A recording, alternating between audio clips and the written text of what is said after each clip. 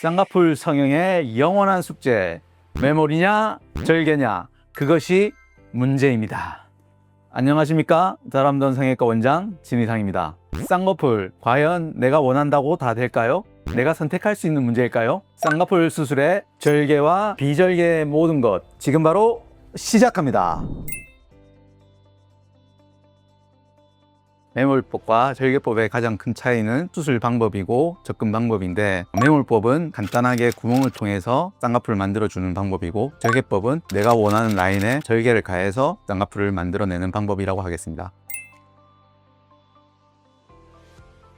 매몰이 가능한지 안 한지는 일단 그 사람의 눈 상태를 봐야 되는데, 제가 꼭 설명드리고 싶은 부분은 눈은 피부와 진피와 그 다음에 지방과 근육으로 이루어져 있는데, 이 네 가지 성분이 모두 탄력이 있으면 매몰법이 훨씬 유리할 수 있고요, 이 네 가지 성분에 있어서 어느 부분이라도 노화가 있거나 처짐이 있다면 절개법이 더 유리합니다. 눈꺼풀이 얇은 경우에는 매몰이 유리할 수 있으나, 눈꺼풀이 얇은데 피부가 많이 늘어져 있거나 그 안에 있는 조직들이 많이 약한 경우에는 매몰보다 절개가 유리할 수 있습니다. 그러나 눈꺼풀이 얇고 피부 자체도 탄력이 있고 안에 있는 조직들도 탄력이 있으면 매몰을 하면 더 자연스러운 라인이 만들어질 수 있습니다. 안검하수가 있다는 것은 일단 눈뜨는 근육 자체가 약화되어 있기 때문에 다른 조직들도 약화되어 있을 가능성이 높습니다. 근데 단지 근육만 약화되어 있는 경우에는 매몰로도 안검하수를 교정할 수 있으나, 근육 이외의 나머지 조직도 약화되거나 노화가 된 경우에는 절개법을 하는 게 본인한테 훨씬 유리합니다. 정확하게는 매몰보다 절개가 풀릴 확률이 훨씬 떨어집니다. 절개는 매몰보다 풀릴 확률이 적은 경우가 많아요. 매몰과 절개의 회복 기간은, 매몰이 훨씬 간단하고 쉬운 수술이기 때문에 회복 기간도 빠르고 절개의 양도 최소화되어 있기 때문에 자리 잡거나 흉터 남는 것도 훨씬 더 안정적이고 빠릅니다. 저희 병원에 수술하는 경우 대부분은 매몰한 경우에는 2, 3일만 지나도 붓기가 빠지고 라인이 바로 보이는 경우가 많고, 절개는 최소한 일주일에서 열흘 정도는 지나야지 붓기가 빠지면서 라인이 정리되는 모습을 볼 수 있습니다. 매몰법에 있어서의 흉터는 거의 시간이 지나면 보이지 않는 경우가 대부분이고요, 절개는 피부의 성상이나 체질 그리고 절개했던 조직들의 상태에 따라서 흉터가 조금씩 달라질 수 있는데, 매몰보다는 절개가 자국이 조금 더 남는다고 할 수 있어요.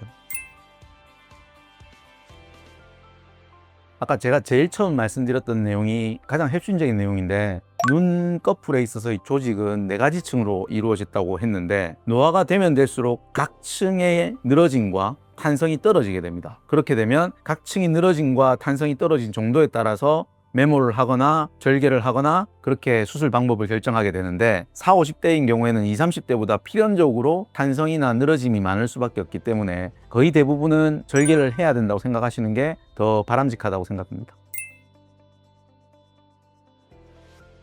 그런 경우는 저는 대부분은 절개로 재수술을 합니다. 이유는 이전 매몰이 풀렸을 원인이 분명히 있을 거고, 그리고 그 사이에 조직들이 늘어났을 텐데 그걸 다시 매몰로 해결하려고 노력하면 나중에는 결국은 또 절개를 해야 되는 상황이 생길 수 있기 때문에, 확실하고 안전하게 그 라인을 잡아주고 안에 조직을 정리하기 위해서 절개로 재수술을 합니다. 매몰을 해서 디자인이 마음에 안 든다는 경우에 90% 이상은 더 높은 라인을 원하는데, 그 높은 라인이 자연스럽지도 않고 고정력도 약하고 조직도 버티는 힘이 없으면 그것도 결국은 나중에 풀릴 수 있기 때문에, 결국은 그 상태에 맞게, 그 눈 구조에 맞게 수술하는 게 가장 적정하다고 생각해요.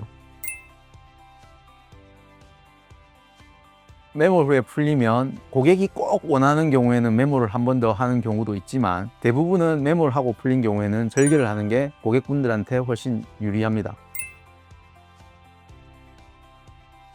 저희 병원은 재수술을 주로 많이 하는 병원이기도 한데, 절개로 수술했다 하더라도 절개 라인을 활용하거나 아니면 절개 라인을 비껴가면서 새로운 라인을 만들어서 고정할 수 있는 수술 방법들이 있습니다.